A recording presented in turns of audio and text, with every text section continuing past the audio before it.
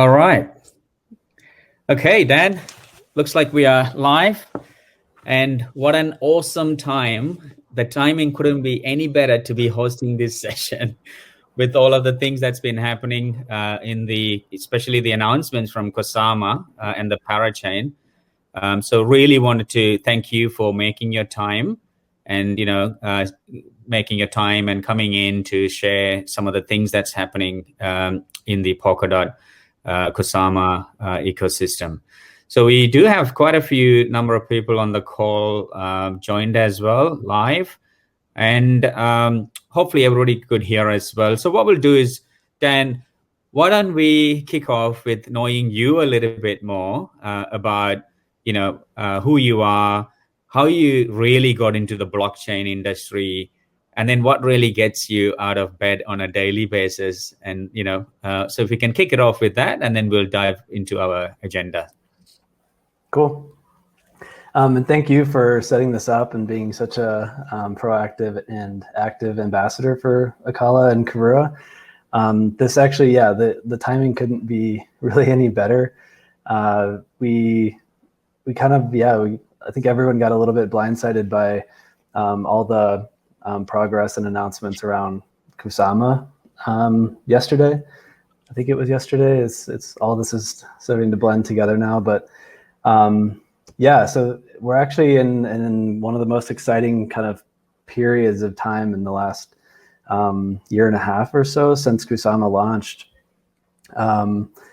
Because over time, like we had Kusama launch, it's basically kind of a bare relay chain. We had Polkadot launch the same, but everything's been leading up to this next phase where Parachain start launching. To start with a little background on myself, like you asked. So I've been working in the blockchain and crypto industry for about 3 years, actually exactly 3 years to this month of May. I had a background in business information systems. I'm from Indiana. I went to Indiana University, a big college basketball fan. I moved from Bloomington, Indiana to Indianapolis and spent 4 years in the pharmaceutical industry doing kind of digital marketing and brand marketing for medicines. And then in 2017, I had been for 4 years, since school, I had been following Bitcoin and crypto, and then decided in 2017 to pursue my MBA. And I took the GMAT a few times and decided to leave the pharmaceutical industry to go get my MBA. But I had this 6-month gap before school, and I decided to just take a chance, move to Austin, Texas, and go work for a crypto startup just to get experience before school.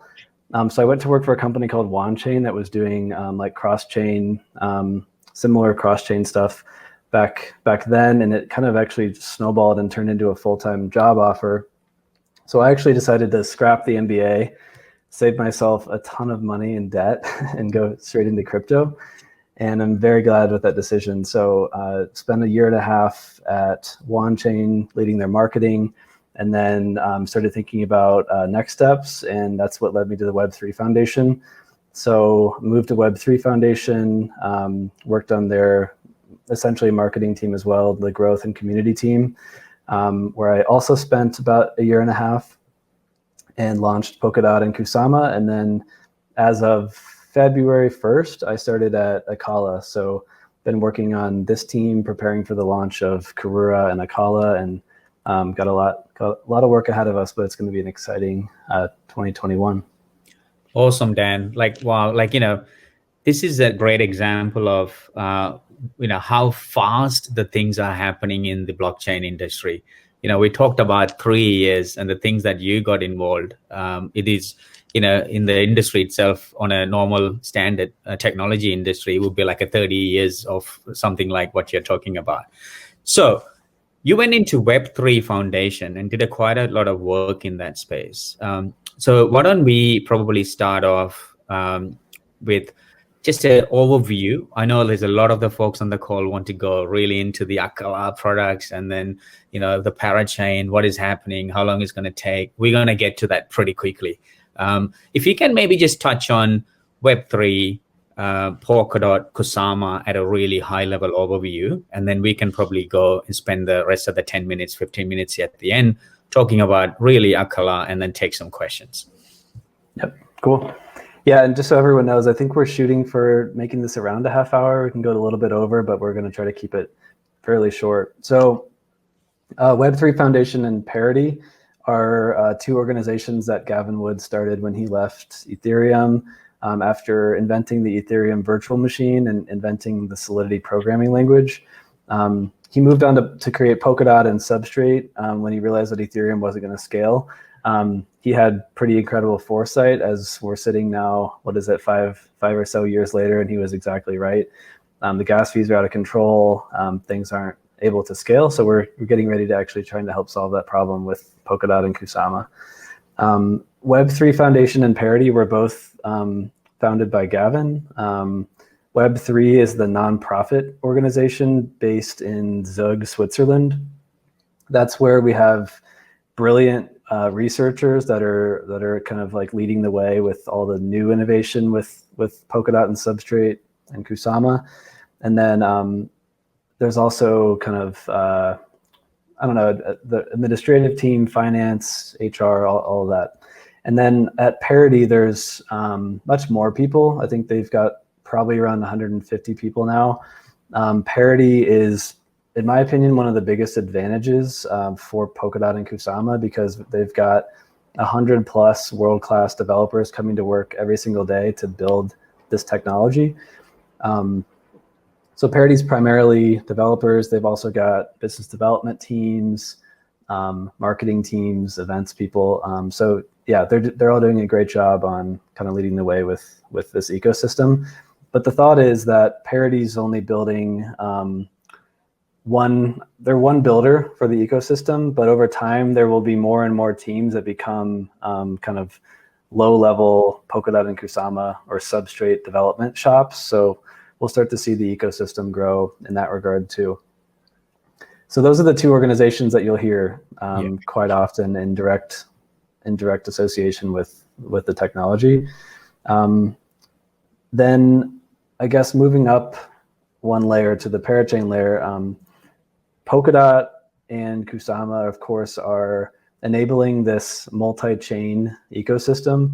And those layer one blockchains that are launching on Polkadot and on Kusama are referred to as parachains, which I'm guessing most people on this call are pretty well versed in their Polkadot lingo by now.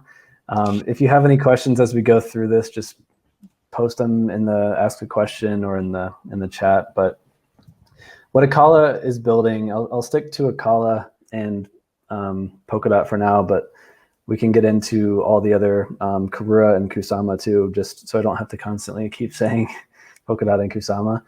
So Acala is building this DeFi optimized layer one blockchain platform. And I'll get into some slides just to give you some visuals in a second, but we're building this blockchain that's equivalent to Ethereum. It's a layer one chain. And within the blockchain itself, we've built in specific DeFi primitives, as they're called, which is way too technical. It's basically a product.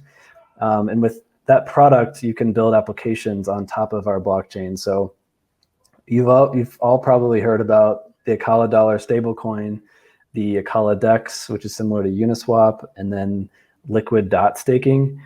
All of these products are not what you're used to on Ethereum, where they're built as applications on Ethereum. These are products built into the blockchain itself at the layer one blockchain level. And then when you build applications on top of that blockchain, on top of Acala, you can actually leverage the products that are built inside of the chain. So when you go to apps.acala.network, it's already live today. Those applications that will soon be live on Karura soon all leverage the DeFi primitives or products that we've built inside of the blockchain. Karura is, like I just mentioned, Karura is actually our biggest focus right now, which is our first product launch, our first Crowdloan that will start soon. Karura is essentially the exact same as Acala. but more geared towards the Kusama community and the KSM token as a collateral or as a part of the DeFi hub that we're building. So the stable coin, instead of being backed by Bitcoin, ETH, DOT on the Polkadot side, the KUSD stablecoin will be backed by things like KSM, Bitcoin as well, Ethereum, and so on.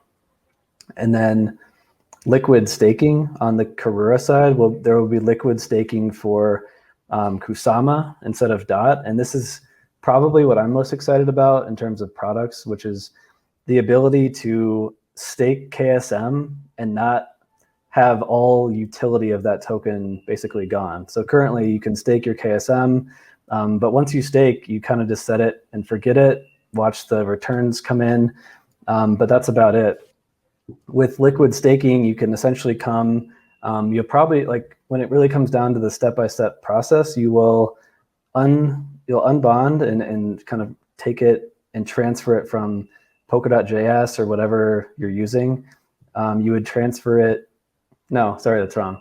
You would connect your Polkadot.js extension to the Acala or the Karura UI, and then just stake directly in through the Karura website. So it's going to be apps.acala.network.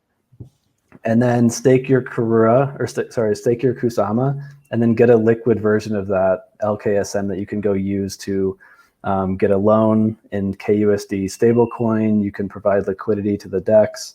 So it's going to unlock additional opportunities to basically earn interest on Kusama. Yeah. Awesome, Dan.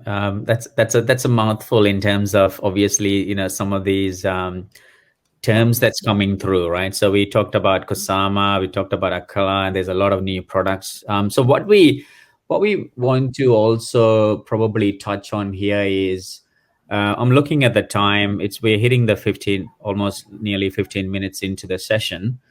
Why don't we go dive a little bit more deep into the Acala products and the ecosystem, and then maybe the real two things that I think will be worth sharing with the audiences here is about the recent Crowdloan campaign that we had, as well as probably next steps. Like everybody's been staking Kusama and waiting for these Parachain auctions to be really kicked off. So now that announcement is probably it happened. So maybe it's worth sharing that with the audiences here in terms of what is some of the things the community can actually start planning for, and then be part of these the new innovations that are happening in this DeFi area. Cool. Yeah. So let's. So I just explained Acala and Karura. Let me just give you a quick visual that we just made. Shout out to Chloe on our team. We have an awesome designer. Awesome. So I love working with her. So this helps a lot, because what I explained about how Acala and Karura are both two things. They're a platform and they're applications. This, from my understanding, this has not really been done before. Like what this is. So at the base layer here, this is Kusama, where once we win a Parachain auction, we get the right to basically plug into this network for the validators, so the security here, and then the cross-chain ability to communicate with other networks. Then one layer up here, layer 1, you've got our blockchain. So this is Karura. When I mentioned earlier these primitives that are built into the chain, this is showing these kind of building blocks here. We also have our own oracles, our treasury, the Acala EVM, which allows people to build Ethereum-compatible applications on Karura.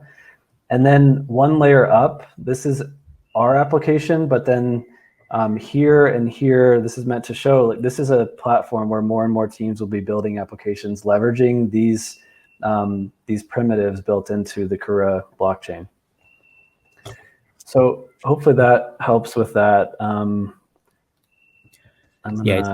It's a great diagram, great picture. It's simplifies thousands of words, so really nice. Exactly. So now let's get into what happened the last couple of days. So I guess I don't know. I assume most people on the call know generally what Crowdloans and Parachain auctions are.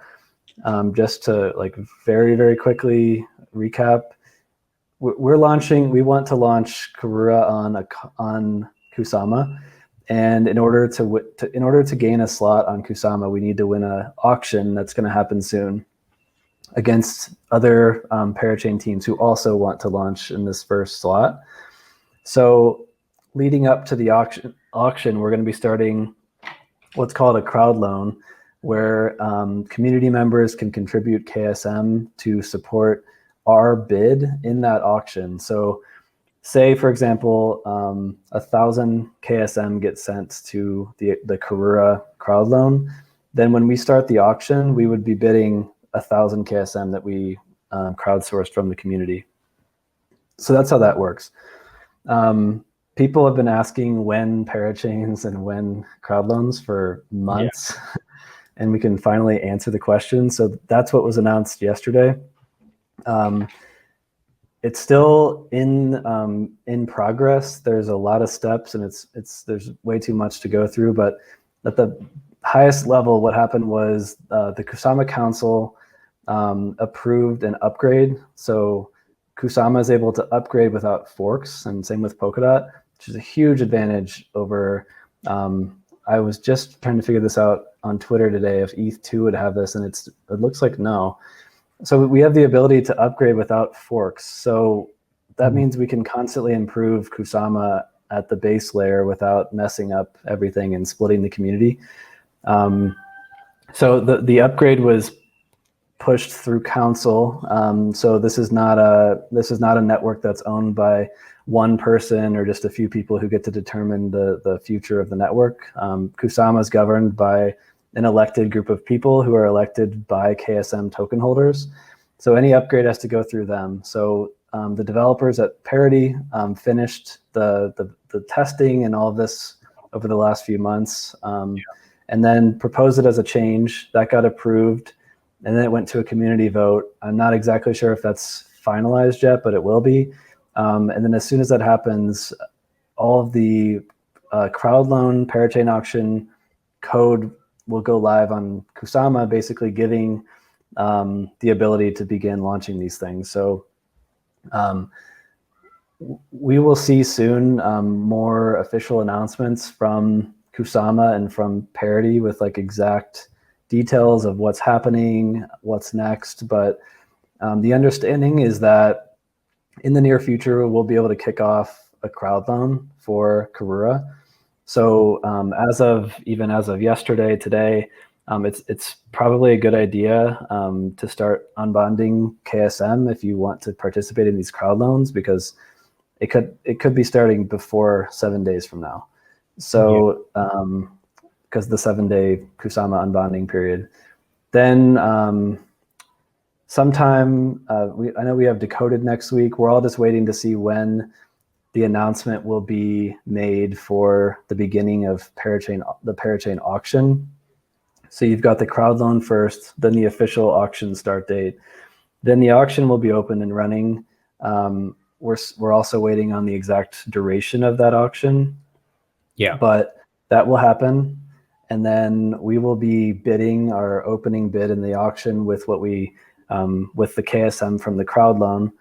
And then if Karura wins the auction, then we could, it's crazy to think about this, but we could have Karura live and beginning to launch our products and get liquidity in these primitives that I talked about really like as soon as June. So yeah, it's all going to come very fast. I know everyone on every Parachain team, Parity, everyone right now is just kind of going extremely hard, trying to get ready. That's really good. To kind of get ready, and then the community can also participate in it. By the way, I just wanted to put a caveat here. There's none of these things are any personal financial advice or anything like that. So it's for information purposes only. So now Dan, like you talked about the Parachain auction. So there is a limited time that the auctions will take place. Can you go a little bit more detail in terms of, so at the start, the auctions will open, and then there will be a period where the Crowdloan cap is going to be set. Can you touch a little bit more next level in terms of the mechanisms of the auction? Yeah, in terms of a Crowdloan cap, and I guess there's a lot of parameters that we just announced yesterday. So yeah.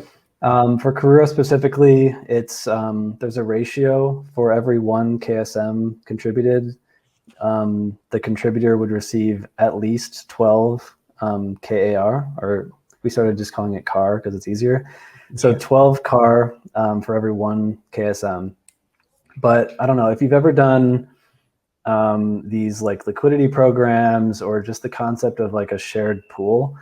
It'll be 11. Let me think. Yeah, 11% of the supply of CAR is reserved for the rewards for this this Crowdloan or this Parachain auction process. So it depends. The reason why we say 1 to 12 minimum is because that's if we max out the number of participants. So if it's like super crazy, then everyone would get 12. But it's a shared pool, so the less people that would participate, the higher the CAR distribution would be per person, if that makes sense. Yeah. But it can't go below 12. The other thing is the way it works is when you contribute KSM, that is locked at the moment you contribute. But when Karura wins, that KSM would be locked for the duration of our first slot on Kusama, which is 48 weeks. So we've chosen to go for the maximum just because of all the overhead of doing this process. It's not easy. So we're going for that. What else? So the people ask about the minimum. The minimum is it's relatively low. It's 0.1 KSM. And then max, there's not really necessarily a max. There's not a max per person. There's going to be a very high max for the total contribution to our Crowdloan. So there's a curve where basically if we reach an incredibly high number, then it wouldn't cap it. I actually would have to ask Eddie how exactly that works. I think that's great to kind of get the community to start thinking, and also there's a lot of information on our websites as well to go in and dive deep, ask the questions. So one of the other things I wanted to really we're looking at the time as well. We got to allow some time for questions at the end. So the step from so we had Kusama to Polkadot, and then obviously from Acala's side of things, it's from Karura to Acala. So our plan here is to launch on Karura. Can you also kind of connect the dots? Once the ecosystem builds and there's traffic and there's momentum takes place in Karura, and what is the pathway into Acala? And then what is the pathway that connects into the Polkadot?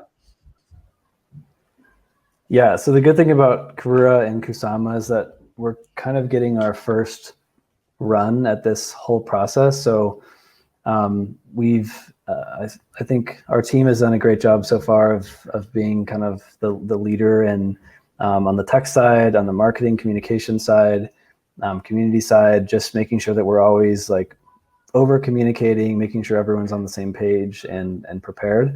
So we've just learned a lot about, because this is the first Crowdloan ever. So we're kind of the first people to do this and learning a lot. And then of course, by the end of this auction, we're going to have learned so much and probably take some time to look back and think about what we could do better, what went well.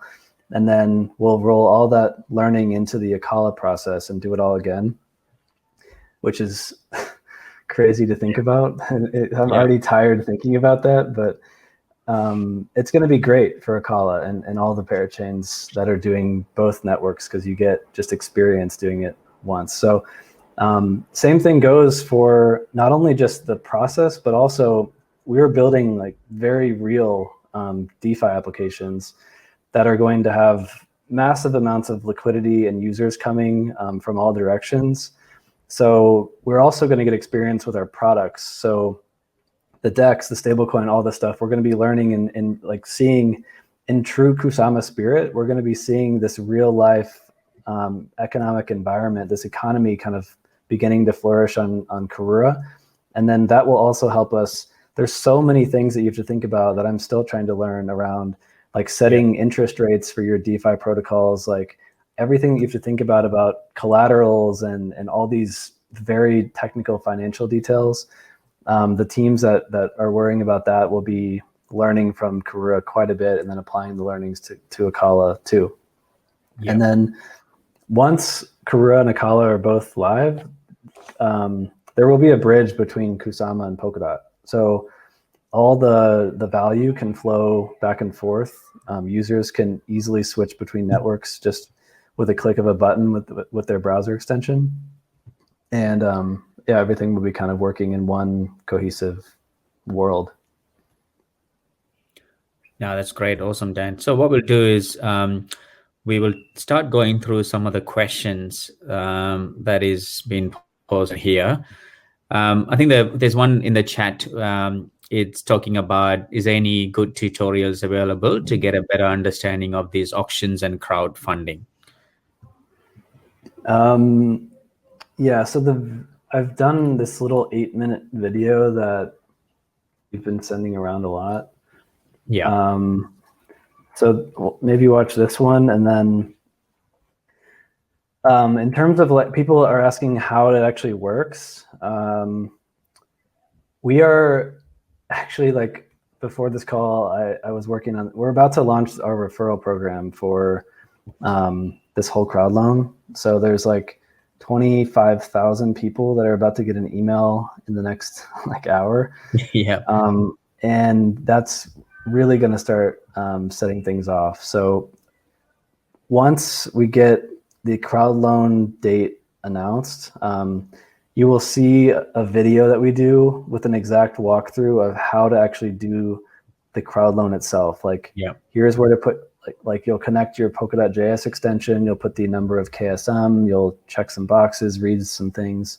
So that's not out yet. So we'll have more information on that process. That's for the process that we've built. There's also, keep in mind, Kraken, KuCoin, Huobi, all these exchanges are starting to announce that they're supporting this, as well as wallets like Polka Wallet is the one that we recommend. Everyone that is doing it outside of our area of control will have their own process, their own tutorials and all that stuff. So that will all be rolling out very soon as well. Yeah, and also, you know, the Web3, the wiki page is so good. There's tons and tons of great information out there. Probably, you know, that's the one for the community to kind of go and spend some time in there. So that's where probably I learned most of the things out of the wiki. It's such a great website. So that's another one. Yeah. Hey, there's another questions about the in terms of let me just go back to this. Yeah, I'm looking at the questions here. Yeah, I'm just gonna go in there. So will Karura price be pegged to KSM? A little bit more technical, but is there something you can answer now, or? So it's kind of what I mentioned around the ratio. So it's not, there's nothing about the price that's pegged. It's more of just a number of KSM to KAR. So the minimum is 12 KAR to 1 KSM. Yeah. Yeah. Now that's good. Next one. Will the winners are chosen in a random point of time? So this is going back to the auction. Yeah, this is Tomas. Hey Tomas, good to see you. This is a good question. So when Parity announces how the auction will work. I'm guessing that there will be more detail on exact days. So what will most likely happen is there will be a period of time where we know that the random selection could happen. So let's just make an example. So let's say that the auction is 8 days, and we find out that the random selection period is the second half. So at the beginning of day 5, so you have day 5, 6, 7, 8. If in this example, you as a team, you basically want to be winning at all times during that last 4 days, because at the end of the auction, you know that the randomly selected time will be selected from those last 4 days at any moment. But you won't know that end time, of course, until the end of day 8. And then at that last day, that's the exciting day to look forward to, is the last day of the auction, because at that moment, we will know exactly what block was chosen for who was winning at that time. And then hopefully for us, Karura is the one that was winning, had the highest bid at that time. Yeah, there you go. That's great. The other question here is, will there be any additional rounds of early build Acala and KIR holders? This is an interesting one. Yeah. The first one there. Yeah. So yeah. So there will be another build Acala event. So we just have to wait and see when that would be. So yeah, the best thing you can do is follow the newsletter, I would say, because that's where we'll communicate all these things. Yeah. All right. I think we covered most of the questions being posted here, but definitely we will also try and answer some of them offline. So Dan, so one other thing that I really wanted to probably talk to you, I know it's getting a bit late for you as well.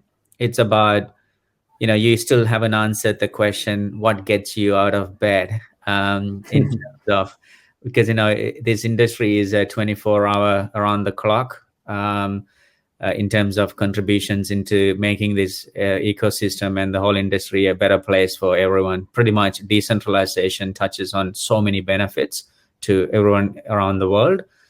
So yeah, would probably want to, if you can touch on that, and then I've got one more questions and then I'll let you go. Cool. Yeah, it's a good question. There's a few reasons. The first, I think, is especially right now. I say this sometimes, but I legitimately, this is the best team I've ever worked on. Like what you see with Betty, Rutao, Brian, Fuyao, if you watched his YouTube video with the translation, if you don't speak Chinese, what you see in public is exactly how they are in every day at work. So it's just like, I love working with great people who are extremely motivated, hardworking, smart. I'm learning from them every day. So I love that part of the work. The other piece is that I love crypto. Like every day, it's like, it's fun to wake up. It's addicting. And I think everyone can agree with that. So it's just fun to work on something that you're passionate about. And then the last piece is just like, one thing that I always try to remind myself of is just mostly I think in life, there's family and friends are the most important things that there are. And then how you treat people, and then your legacy that you leave on the world when you're gone. And that's kind of what motivates me longer term, is how can we build technology and opportunities for people that with this scale of technology could impact potentially thousands or millions of people if we do our job well over the next 10 years, 20 years. So that's exciting for me, is to be able to impact people's lives, especially thinking about, like, I'm from the US. I know like Australia, where there's strong currencies, we're somewhat spoiled by the way that life is with a strong currency that you're earning. But now I'm living in Brazil. I know there's been, there's a situation in Venezuela, there's Argentina, there's plenty of other examples around the world where it's not the same when you're earning a currency that is being devalued every year. It's difficult. So Yeah. as I'm learning more and more about DeFi and crypto, I just start to see a lot of opportunity to bring ways to improve financial outcomes, to earn more interest on your money for people who may not have had those opportunities before because of the way the system was built before.